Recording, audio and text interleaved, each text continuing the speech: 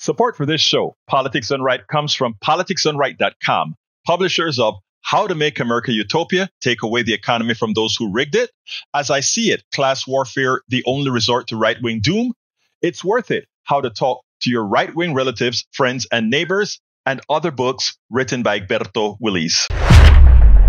Welcome to Politics Done Right. My name is Egberto, Willies, your host. Good morning, Houston. Good morning, Harris County. Good morning to the great state of Texas. Good morning to the United States of America. Of course, good morning to the world receiving our signals via the magic of the internet, formerly known as the ARPANET, created by we the people. We the people. We the people. We the people. Let's remember that. We the people. Before I go to the studio, you know something? I was thinking last night, why is it so difficult for us to get the message out? That message that says we're all worthy. That message that says our worth to society is no less than those who have been able to perfect the spoils of the society. And I realized it was really something that's been ingrained in us from birth. The indoctrinative state. We talk about the administrative state. We also have the indoctrinative state. But without further ado, let's first of all welcome back El Señor Howard Reynolds. I know you're not in the control room right now. Welcome back, however. But of course, we have in the studio Jacques Van Bibbe and Mayana. Good morning, folks. Good morning. It's good to hear you.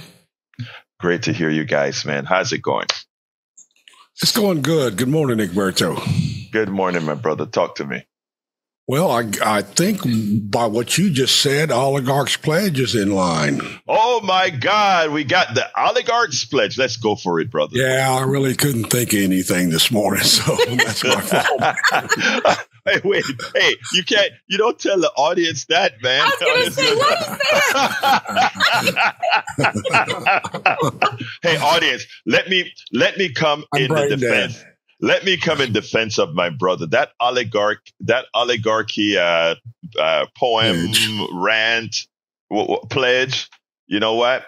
It's a great filler, so it has potency. Let's hear it. All right. I pledge allegiance to the corporations of the United Empire of America and to the economy for which it enslaves all peoples, demonizes and devalues them, passes the profit to the elite 1% with punishment and tyranny for the poor. Slackers.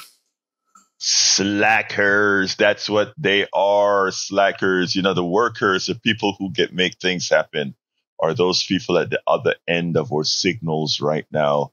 Guys, you're the ones who made it happen. You know, I tell you something, man. Last night I went to bed, I was writing this stuff about what the people who have health insurance from their employer, a lot of people forego any other kind of health insurance. I remember for the longest time, even as, I could, when my wife started to work basically for health insurance because she has lupus and she has to have something that covers well, I kept on saying, you know what? I prefer my own. I'm going to go onto the exchange and get my health care. I mean, I didn't do a lot of research as far as company health care. You hear about company health care, you just think you have something good. And yesterday I was on TikTok and this young lady came on and she told her story. And something that we all have to learn, stories is where it's at. You get so much more out of stories. And if you get yourself on a TikTok train or an Instagram chain or an email list chain or whatever with people that just throw out stuff that's happening in people's lives, that is the best way to learn. That's the best way to get stuff that really affects the average American citizen, the average United States citizen, the average world citizen. Just listening to their stories. After all, that's what we are. Bundle of stories is what happens to us, right? And this story really hit me and it sent me into the research modal. And I have a little 10 minutes piece for you. But since Tag is the first one on the line and he called in probably before the show started, I don't know. Let's go ahead and hear what our brother in Michigan has to say. Good morning, Egberto. Good morning, my brother. Talk to me. Well, I just had this idea bouncing around inside my head about these people who love Trump. And I finally come to the conclusion that they don't love Trump's capacity to manage our government and to govern for all people. What people who love Trump, and bless their hearts that they love Trump, I'm glad for them, happy for them. They love the show. Yeah. And he's been putting on quite a show since he got back into office. So every day he's affecting the media cycle. And all these people talk about how they hate the media, but they love seeing Trump in the media doing what he's doing. And I think that eventually people are going to understand we need a leader. We need leaders for our political people. We don't need showmen. So that was kind of my rant for the morning. Well, let me just tell you, there's something to that. But, there's one of our 3:00 p.m. listeners put out a poll that was done. I don't know if it was Ipsos or one of these. I don't remember which pollster it was. And they put out a poll that said, if you found out, this is to Trump supporters, Republicans in the aggregate, if you found out that Donald Trump was a pedophile or a trafficker, or not a trafficker, but is complicit in what Epstein did, would you still vote for him? And Joanne, one of our callers, also, she said, Egberto, remember that you can't just use pedophiles because there are some religions that 12 years old is the consent age. Okay, that's true. But what about whether or not it's rape or not? Well, that's what we think it is, right? But still, the question was asked, and 47% of Republicans said they would still elect or vote for this guy. That, in my opinion, says it all. And I can almost guarantee that in those 47% of those people, there are folks that you probably have lunch with, talk to, think they're nice people or whatever. And they said they would still elect this person. That tells you there is a deep psychological problem within the country. A deep psychological problem within the country.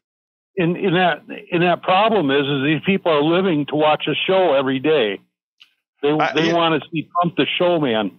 Yeah, they want to see the showman, but what happens when what the showman does affects your livelihood, your child's livelihood, your ability to stay alive? What happens then, right? And that's why I talk about the psychological problem. If you can still want to watch the show, as you say, Tag, you want to watch the show, but you're watching the show as the show is killing you.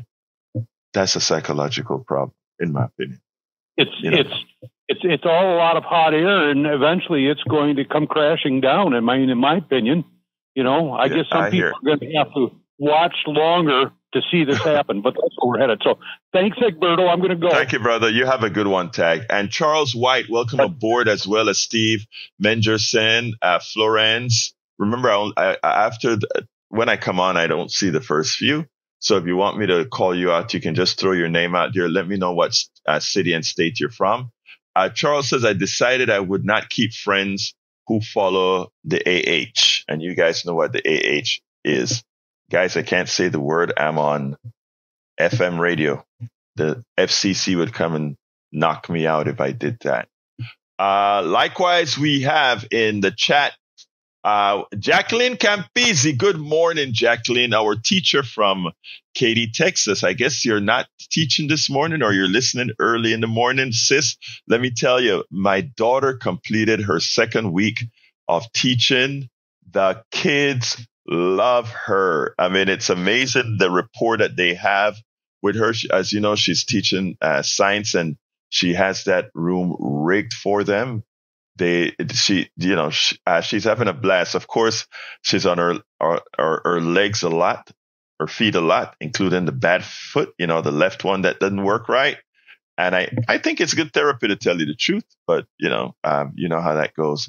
But yes, guys, for those of you who are new to the program, everybody would tell you that even before my daughter migrated into the field of teaching, I've always said, I think it can be proven the most important, not I think, it is proven the most important profession, bar none, are teachers. They're the ones who move knowledge forward. And Jacqueline, I've always told you that as well, and all the other teachers that are on the screen. Thank you so kindly. That's a special profession.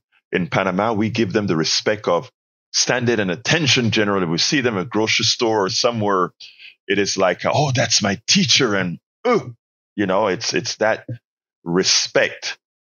And our plutocracy out here, because of their desire to clamp down on knowledge and who gets knowledge, have pretty much taken away the respect that is deserving and earned by teachers. Well, we're going to change that. Teachers are the most important profession, better so than stockbrokers or all what the billionaires are doing. Because do remember, the billionaires create nothing. Our teachers create doctors, lawyers, engineers, janitors, everybody else. That's who our teachers create. So to all our teachers out there, heading to school in the mornings, some of them drowsy, some of them haven't had a bad day yesterday, some of them who have to work within the confines of a system that doesn't treat them right. This host here honors you. Betty, come on in before we go to the video. Hi, Alberto. Good morning, beautiful. Talk to me. Yeah. I'll tell you, Trump took being shot serious. He is so paranoid. He's bringing out his big guns on the wall, and he's in on America. He's surrounding himself with Secret Service, PD, ICE, Reserve, military. Buffalo Butt is so paranoid. But anyway, this goes to the American people. Don't roll over and play dead. Get up and say something. Get up and let us know how you feel. Thank you. Demand your rights. Love you. Bye-bye. Love you, Betty. Thank you, sis. All right. Welcome aboard as well. Lee, the beer cat from Austin. Lee says, please keep politics out of school. Could you please tell your party that, I think Lee the Bearcat is one of my nice MAGA brothers here.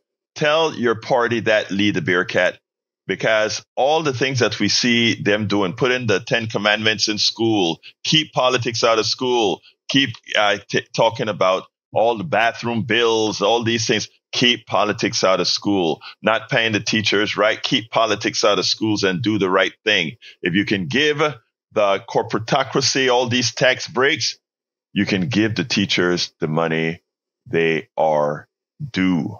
All right. I spoke to you earlier about the healthcare thing. Let me go and play that, and we'll then take it on the other side.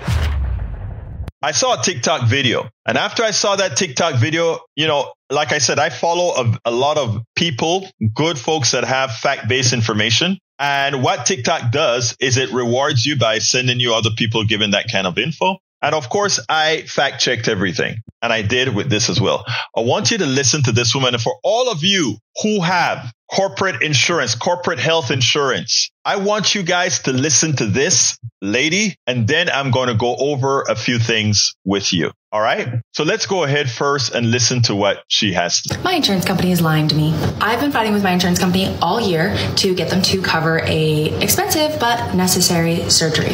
And I was interviewed a few weeks ago on NBC to talk about the fact that my insurance continues to deny my expensive surgery. NBC reached out to Cigna Cigna, my insurance company, to ask for a comment. And in their public comment, they stated that they had a lipedema specialist, which is what I have, look at my case and determine that I don't have it. Now, that's the first I heard of them having a specialist look at my case. So after the interview goes live, I call Cigna and I say, hey, I'd love some information. I'd like to know who this doctor is, what their specialty is. I'd just like to confirm that this is a lipedema specialist, since I've had two diagnoses by other lipedema specialists. So I'm confused. I spent hours on hold, and lo and behold, that person doesn't exist. They made it up. So I submit a complaint with my state insurance commissioner, because that's illegal to have your insurance company lie to you. Cigna's response to the state insurance commissioner was that my plan was self-funded, so it doesn't fall under Utah's jurisdiction. And if I want to do anything about it, I need to appeal to the federal government. So of course, I email my insurance broker and ask them what this means.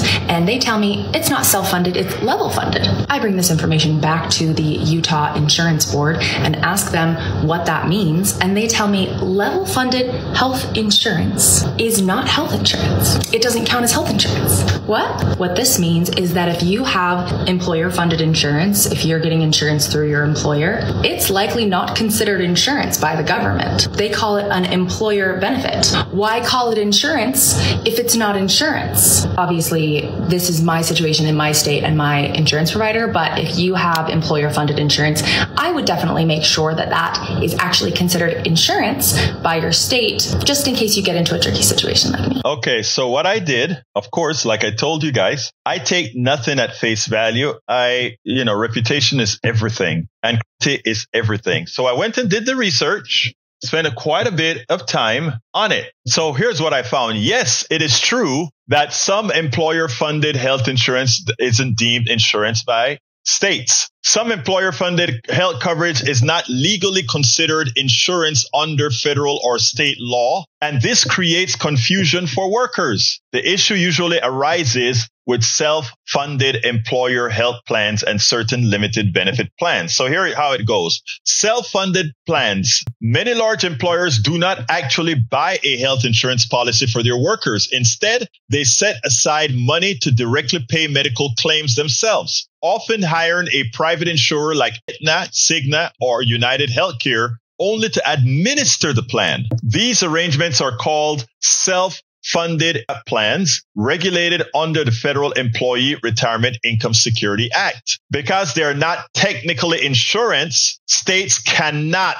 regulate them the same way they regulate traditional insurance companies. That means that the state consumer protections, such as mandated coverage for certain services, often don't apply. That's why they could lie to her. Limited benefit or accepted benefit plans. Some employers offer mini-med plans, fixed indemnity coverage, or supplemental accident disease policies. These are not considered comprehensive insurance under the Affordable Care Act. They don't have to meet requirements like covering pre-existing conditions, essential health benefits, or providing an annual out-of-pocket maximum. In many states, regulators explicitly warn that these arrangements are not true health insurance, even though workers may assume they are. The consequences? Workers may believe they are insured only to find out their plan excludes major categories of care. States often cannot intervene if the employer plan is self-funded,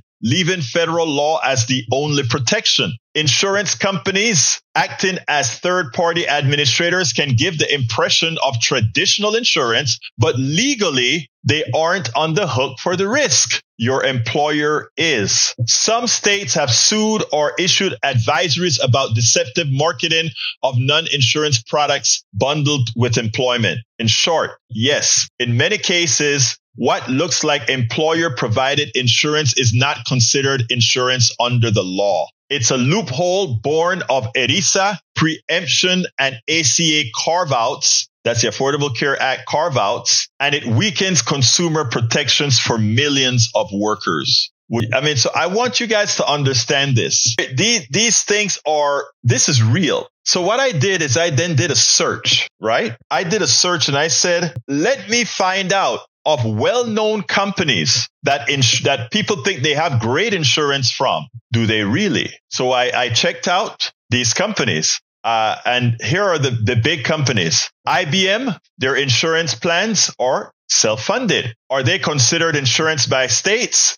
Are they not considered insurance by states? They're not insurance according to states. Intel, self-funded plan. Not considered insurance by states? Yes, they're not considered insurance by states. Boeing, yes, they are self-funded, not considered insurance by states? Yes. Walmart, let me just put that up on the screen so that you guys can actually see what I'm doing here. Para ver, let me get that out here. Put it on the screen just so you can see that I'm just calling these out. Walmart, self-funded plan, yes, not considered insurance by state. So all this stuff is saying you have no state recourse. Cigna, well, that's different because Cigna, it says yes by 80%. And then, of course, CVS Health. So I think it's important for us to understand that with all the advances we made, ABC Radio, I don't know, Joe, I'll have to look that one up, but I'm in. But with all the advances we've made in healthcare, the corporations, even as they were formed,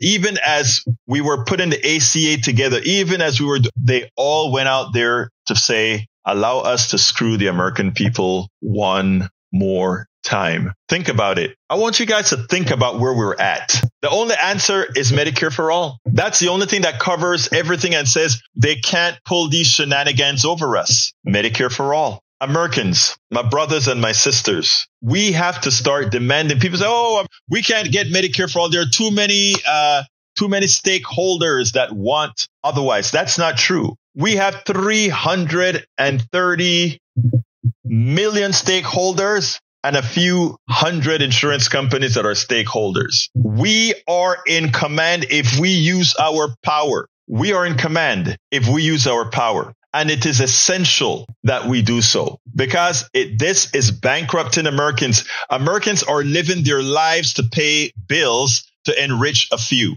All those raises in healthcare costs, inflation in healthcare costs is simply additional growth for the wealthy. Remember that. The extra money you pay for healthcare, the extra money you pay for all these services every year, that isn't that these services inherently cost more. That is because the wealthy who own the stocks in these companies want a growth rate that is larger than the growth rate of the economy. And when you have a growth rate in one section larger than the economy, that is a definition of how one gets inflation. So we pay more so that the wealthy can have a bigger piece of the pie. And as the pie, you look at the pie, and as the small amount of people who are wealthy keeps getting a bigger piece of that pie, the multitude, the many of the rest of us continue to get less. That's a rentier's economy. That is an economy of indentured servitude. That's an economy of the antiseptically enslaved. And I don't say this to be I don't say this to be hyperbolic. I say this because this is the way it is. And there's only one way to change this. And we all have the power to do it, and we can start right now. We can start right now. Okay, welcome aboard, para ver, Reyes Nunez. Welcome aboard, Lisa Blair. Good morning from Atlanta, Georgia. Billy Irwin, welcome aboard from Summerwood. Thank you guys for being here as well. Jacqueline Campisi says, loopholes everywhere. Reyes Munoz says, Vuniti Vinati. Good morning. Buenos dias, everyone. Absolutely. Buenos dias, hermano mío.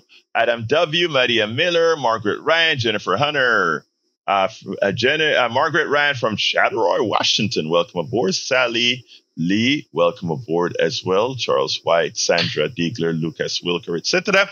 Let's go to Xavier on line number 1. Hello, Egberto. I'm just calling to say I'm a new listener. I started listening a month ago. I'm young. I'm 25, blue collar worker. I just wanted some advice and I know you're talking about health insurance. I've been trying to talk to my younger friends as far as getting more involved and what's going on in politics. And when the things started happening in Gaza, there was a big influx of people who were worried, but I've noticed in the past couple of months it kind of went away. And with more and more happening, I just really want more younger people to try to just step into the spotlight as far as helping out or even a voice in that manner. I just wanted to ask if you could talk about things that I could do to make my voice heard as far as what can I do to help people, if that makes sense. Yeah, I mean, first of all, talk, just have conversations with your friends and try to turn listen to what's bothering them. So, as an example, if they can't afford to get a credit card or something like that, turn that into how our current policies do it. But you don't do it in a nerdy way, like necessarily like I talk some of the times, right? You do it like, well, if we started to, get a little bit more involved, we can force these guys to make sure we get what we're worth. It is the best way to reach people is for them to first trust you and have conversations in you. And then you become their examples. I can tell you one thing. There are so many people that have been around, even in my younger days, that had no interest in politics at all. But they got into seeing what we did in not only the protests that we did, but also in the involvement that we had, and they made change. Now, granted, being young, what's on people's minds? Getting a girl, getting a drink, and so forth. But that one time that they have that problem that is caused by what our government has done or what our politicians has done to us, you are always ready to turn that moment into opening their eyes, because that is a point when they're listening. So let me just tell you, I've seen a lot of the younger, what you said about Gaza is real. And by the way, if you notice, Gaza is not on the news much anymore. It's not that anything changed in Gaza. It's that the politicians don't want that too much on the news right now, because you notice as it left the news, so did the protests, so did these other things come off the news, because people are not seeing it and they're not instantiating it. So you're right about that, how what Gaza off the news has done. But that said, my brother, just be there. And I've seen your generation, Gen Z, a generation that I love, because believe it or not, your Gen Z generation has been more active than my generation at that time, at that age. And the reason why is you just about have to, brother. So first of all, thank you for this call. Thank you for the interest. And you are the catalyst. Anything else you want to add, brother? No, thank you, Egberto, for everything you talk about. All right. You have a wonderful day, Xavier. Let's go to Patrick. Come on in, Patrick. Good morning. Happy Good Friday. morning, my brother. How you doing? Yeah, happy Friday, everybody. I didn't say that. Come on. What's up, brother? I will put this out first. This is an opinion, but to remark on the last caller, the reason why I believe that the reporting has fallen off very recently about Gaza and the West Bank is because that Netanyahu has a siege planned, and they're going to roll tanks in, and they're going to take it, and they're going to take it by violence on unarmed citizens. Amen. That's not why I called, and this isn't why I called either. But I gave you coordinates like 2 weeks ago, and I told you to look at them on Google Earth. Did you ever? I did. Yes. Okay, and so you saw the Israeli Egypt border wall that was 100 miles from Gaza. So you can let Brian know that yet again he's talking without researching. But why I did call is very, very simple. I listened to that video yesterday, and I thought a lot about it. I haven't had time to research much on it, but it occurred to me that if employers are shoring up cash for health problems, doesn't that incentivize them to get rid of people that are aging? Of course. I mean, but that has always been done. But go ahead, brother. Yes.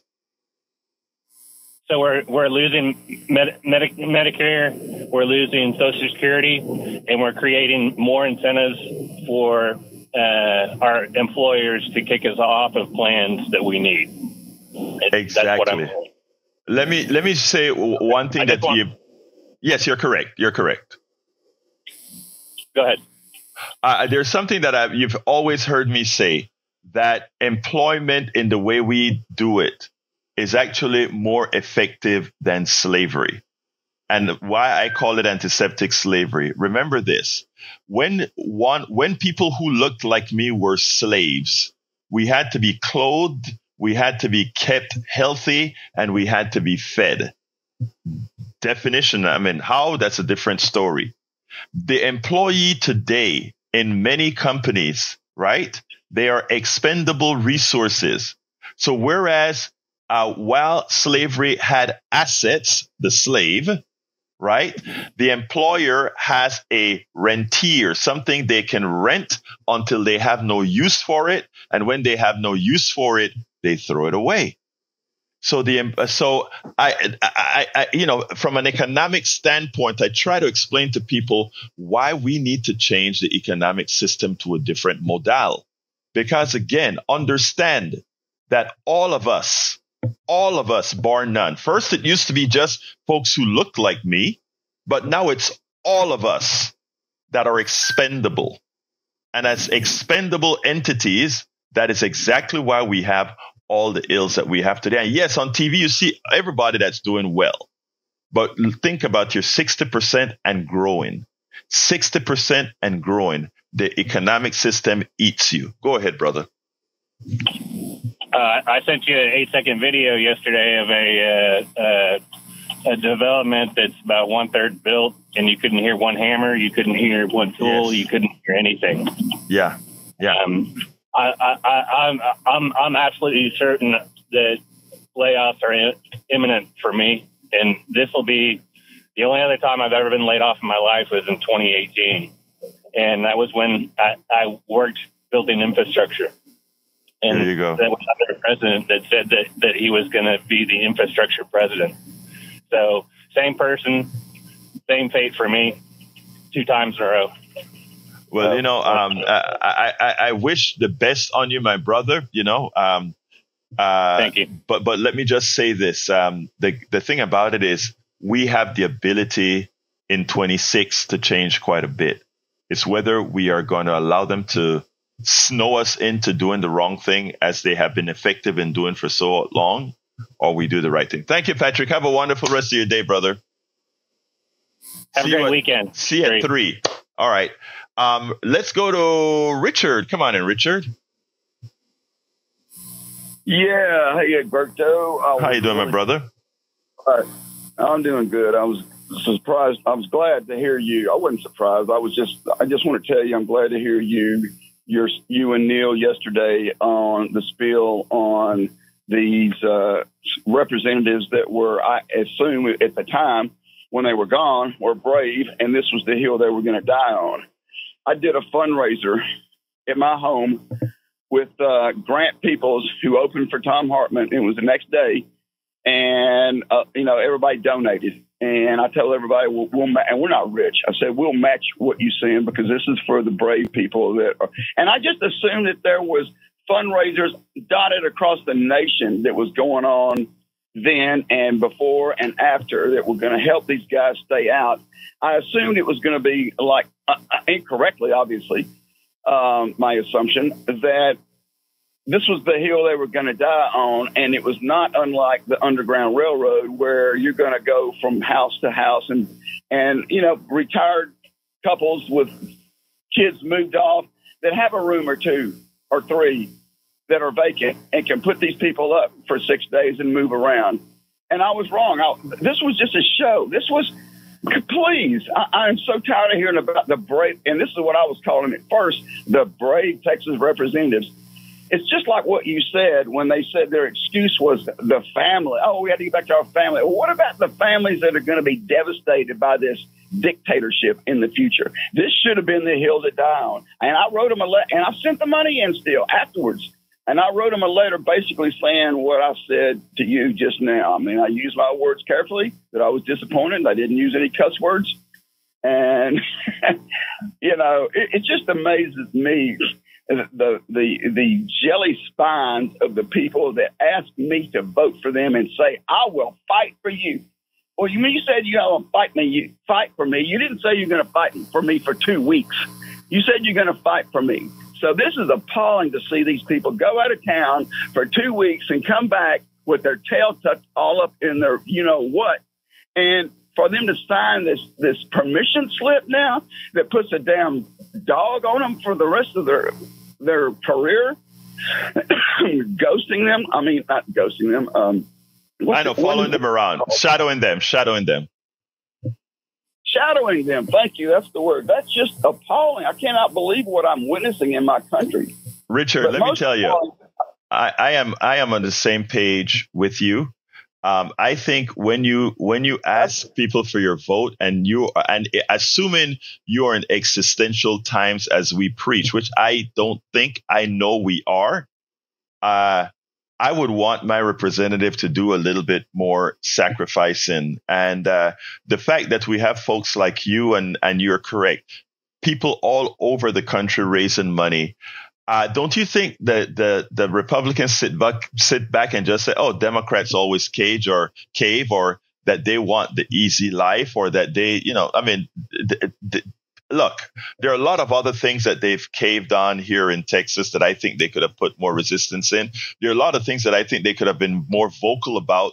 There are a lot more things that I think they should be doing in rural areas for these people that are completely and entirely made ignorant by Republicans. I think there's so much that they could have done. And there's one particular representative that I pretty much considered a friend. And the one thing I told her, I said, you're younger, you're XYZ. Are you going to start going into rural areas and making the case so that you can pick up the votes? Look at the redistricting that was done. Look at Al Green's district. They've made Al Green's district very rural now.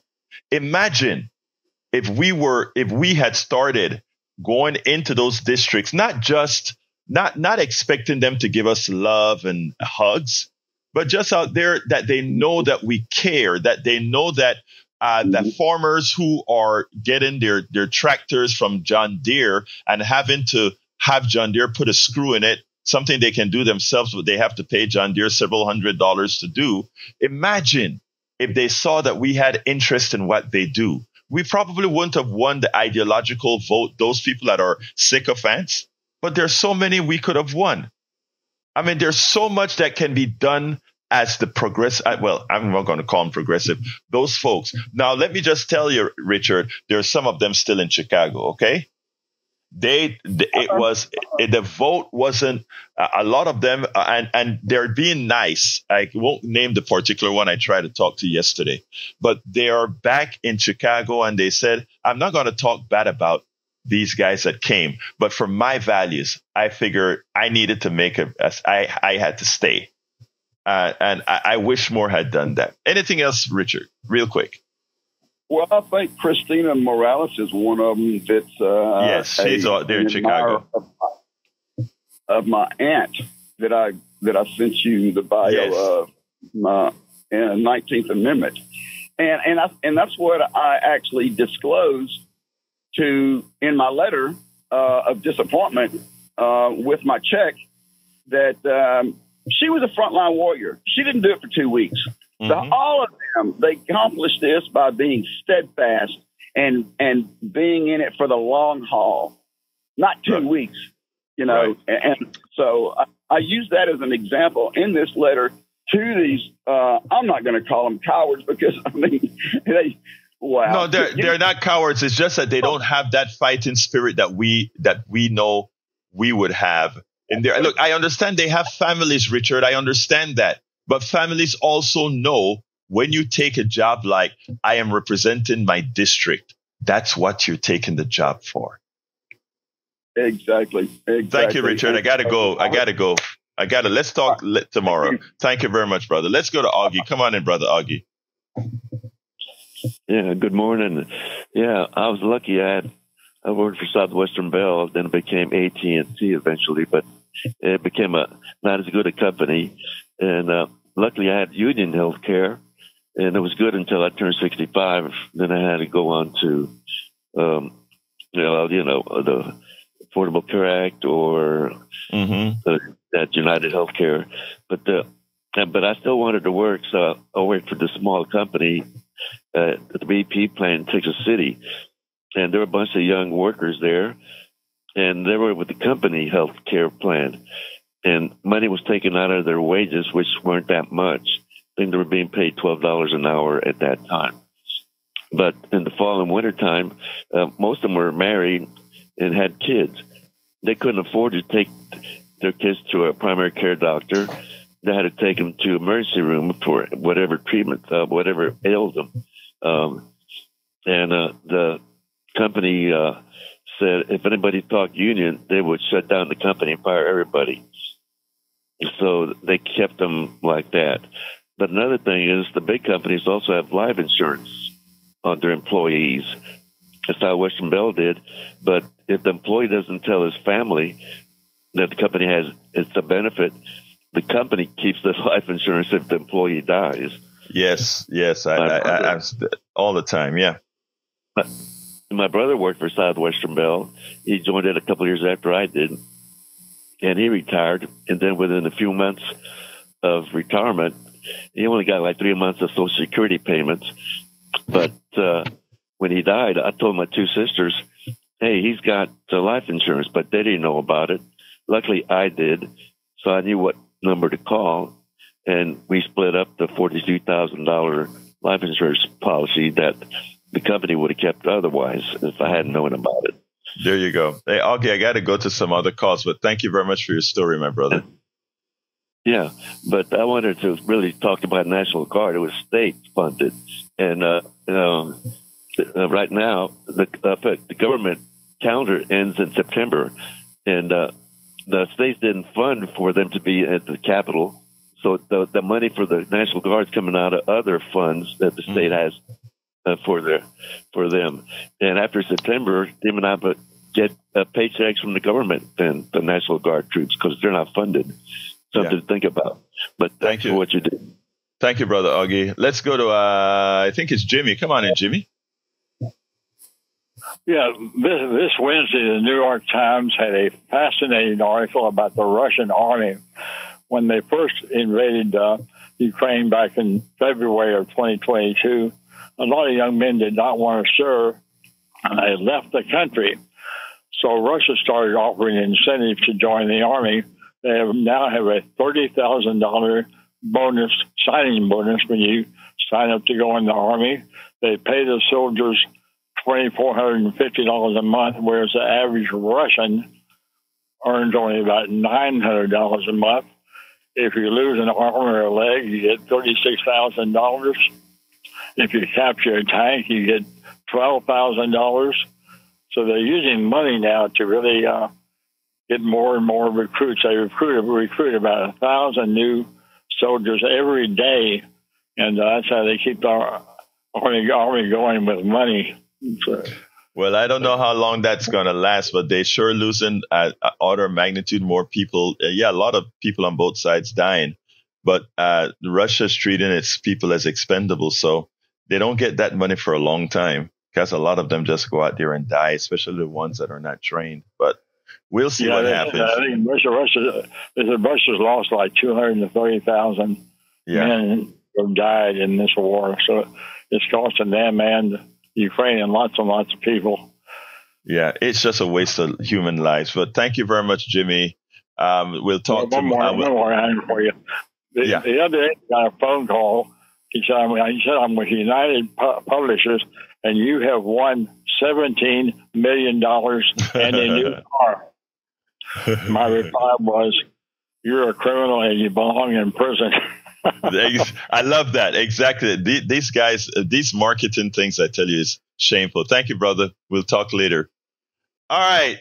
Let's go to Moses. Come on in, Moses. How you doing, beautiful? Good morning, my sister. Hermano. Buenos dias, mi hermana. Talk to me. Buenos dias. Well, let me say very shortly. call a spade a spade. There is nothing more, no other word you can find, but to call those people who came back to Texas to call themselves, you cannot call them anything more than cowards. They are cowards. How can you, being educated and all this kind of stuff, any little child knows, they've been taught, don't find anything that you know is going to be against you. This is pure cowardice.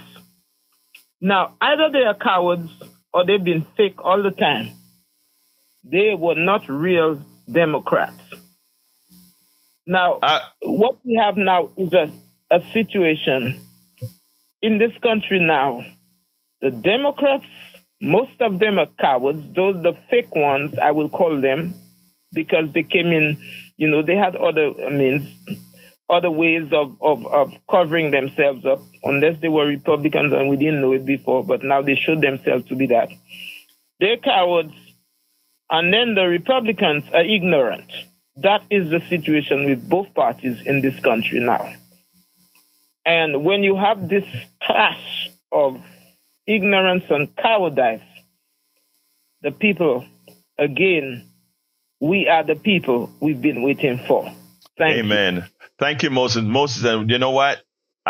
People, listen up. Primaries matter. And in the primaries, you have to start picking people that are showing the fortitude to do what's necessary. If these are existential times, one should act like these are existential times. Thank you, sister. You have a wonderful day, Moses. Let me say this. Hold on. Let me say this.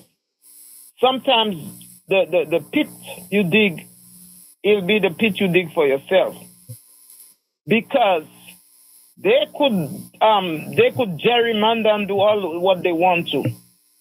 And the state that the people, the voters are feeling, they might go to the very gerrymandered thing and throw out all of the Republicans in their own hole, in their old gerrymandered forms.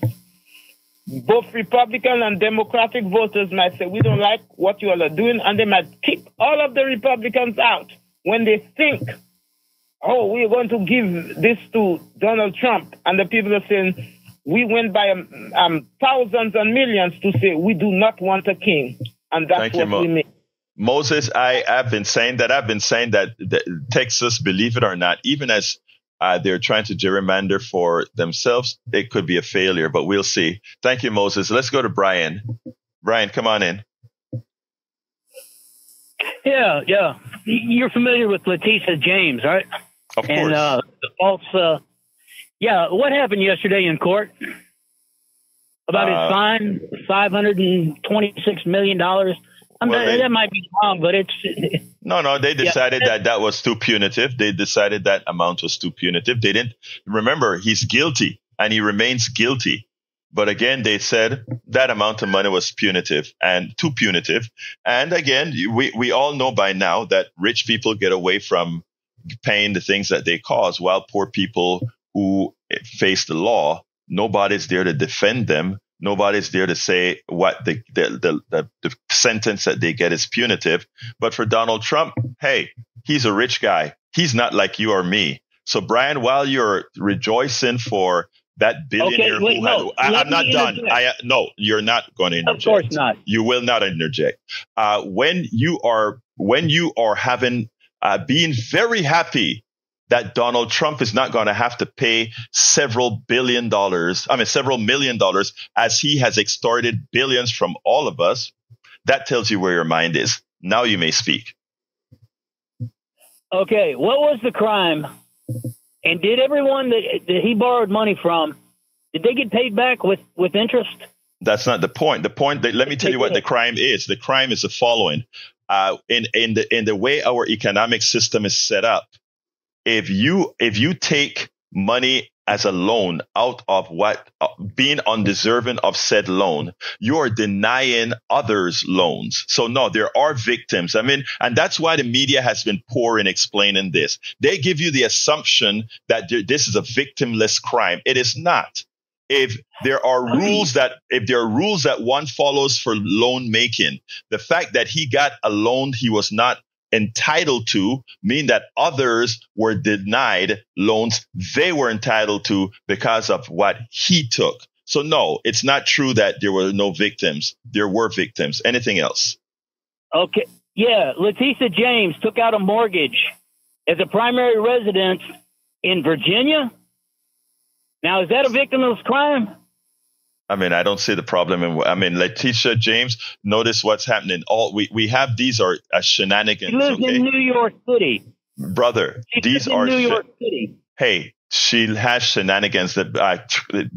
Your president had 2 primaries, Florida and New York. But I got to go to sensible stuff, man. Let me get to Derek. Come on in, Derek. Derek, come on in. Hey, good morning. Quickly, Brian, you say nothing that Donald Trump owns homes in other parts of the world, and I wonder, is that acceptable to you that a man could have a home in Las Vegas, a man can have a home now in Ireland and all this stuff, but you say nothing.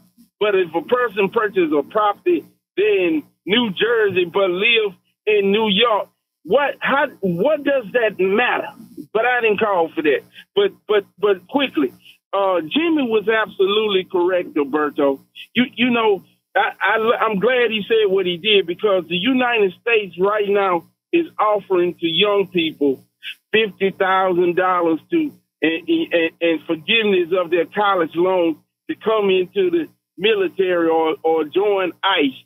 And I just want to say, all money is not good money when you really boil down to the whole base. And that's all I'm calling to say. Thank you very much, Derek. And Derek is absolutely right. And like I said before, all the people that right now have fallen into the trap of doing evil to their brothers and sisters via the Trump administration, you all, we love you, etc., as a human being, but you must pay for what you have been doing, and you will.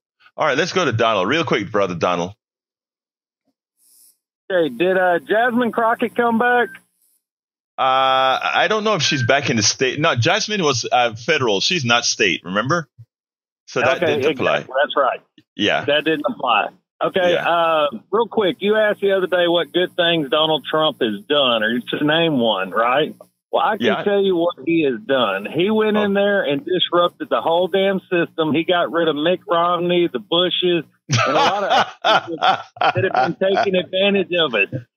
And he laid the groundwork for the Mandamis and everybody else, because now people can realize, hey, we can actually get what we want. So you say he did bad this whole thing. Donald, I'm going to give that to you. Thank you, Donald. We got Mandami. I'm going to hold on to that, brother. I'm going to hold on to that. Hey, Donald, I gotta go, but thank you, brother. You be peaceful. Oh, I was going to tell you with Jasmine Crockett, she can call out him Hot Wheels all she wants, because when you go into politics, no holds are barred. There you can go. say anything and do anything because they're politicians. That's why they came back. And that's it.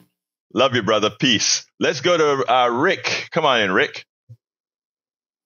Good morning, Egberto. Brian seems to forget that how many bankruptcies that Trump had that stole money from his contractors. Thank you. And their victims. Yeah, let me tell. Hey, Rick, let me just say this, right? I played a video 2 days ago with the Secretary of State, Marco Rubio, calling Trump a con man and saying exactly what you said. He conned his employees. He cons everybody else. Our brother Brian I think he's a blue collar worker, if I am mistaken. These are the kinds of folks that Donald Trump has. There you go, brother. There you go. These are the kinds of folks that Donald Trump has taken advantage of, and that he calls to rejoice in Donald Trump not having to pay a fine for having done wrong. It's sick, right? Yes, it's shameful and very distorted. Oh my God. I mean, and that's why I said earlier, I don't know if you listened to the beginning of the show, I started the show about one of the most difficult thing is that we don't only have an administrative state that they like to talk about, but we have an indoctrinative state. And like we had a young man that called earlier, 25-year-old guy. Thank you, 25-year-old. I forgot your name right off the top of my head. But he called and he said, how can we get engaged? Brother, we need folks like you to start doing it, because there are some that very older folks, they're far gone. And let me tell you better, a lot of us older folk, we are the ones who did our young folk wrong, and we must atone for having done that. Thank you very much, Rick. Yes, sir. I think we've left them in kind of a bad situation they're going to have to clean up. So yes. Thank you, sir. We'll talk to you next time. Thank you, Rick. And so, so my young folks and the young brother that called earlier today, one of the reasons I do this, my generation has got to atone to you. Now, I didn't do it personally. I've always been a progressive activist. But my God, our folks have done you wrong, and we must make up. And like I told all those people that are listening right now, you will end up atoning. And all of you that are jumping on the Trump bandwagon, even as he takes you to hell, we'll love you still, but you have got to atone for the hurt that you placed on many. Uju says, Brian, this is not the flex you think it is. Brian also, Eric Adams, the current mayor of New York, who your orange buffoon helped beat his corruption charges, website properties in New Jersey and New York. Also, Brian, people like your orange buffoon, committed white-collar crimes, and way away, no one went to jail after the financial crisis. Exactly, Uju, you nailed it. Anyway, thank you all, all of you that are here to listen. Thank you all for being here. Let me throw it to the studio. Hey, I was just wanted to say to Xavier, it's a good idea also to volunteer, keep listening, watch documentaries on things that you're interested in. And if you start to volunteer, you'll meet more like-minded people that will help you get into more conversations where it may be easier for you to talk to your friends, as well as just keep picking up information from documentaries, etc. Thank you for that. Thank you for that. Jack? Yeah, insurance has turned into a shell game, or maybe it always was. Always was.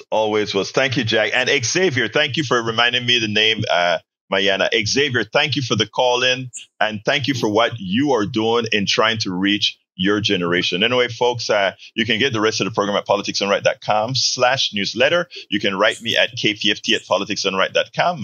Love you all. My name is Egberto Willies. This is Politics Done Right, and you guys know how I end this baby. I am what?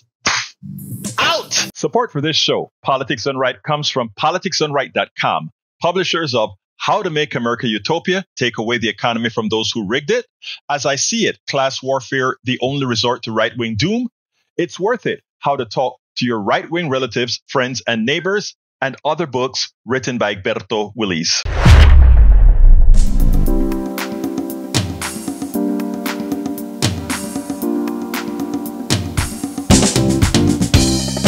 Welcome to Politics Done Right. I am your host, Egberto Willies.